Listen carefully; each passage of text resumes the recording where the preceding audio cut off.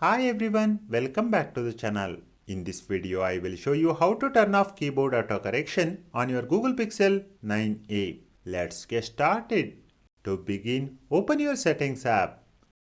Scroll down and tap on System. On the screen, tap on Keyboards and then select On-Screen Keyboard. Next, choose Gboard. Now tap on Text Correction. You will see a lot of customization options here. Scroll down a bit until you find Correction segment. To disable autocorrection, just toggle this option off. While you are here, you will notice other useful settings.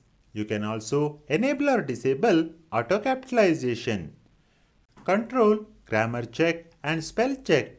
And that's all there is to it. You have successfully turned off autocorrection on your Google Pixel 9a. Thank you for watching this video. If you found it helpful, please give it a like and subscribe to the channel for more tech tips.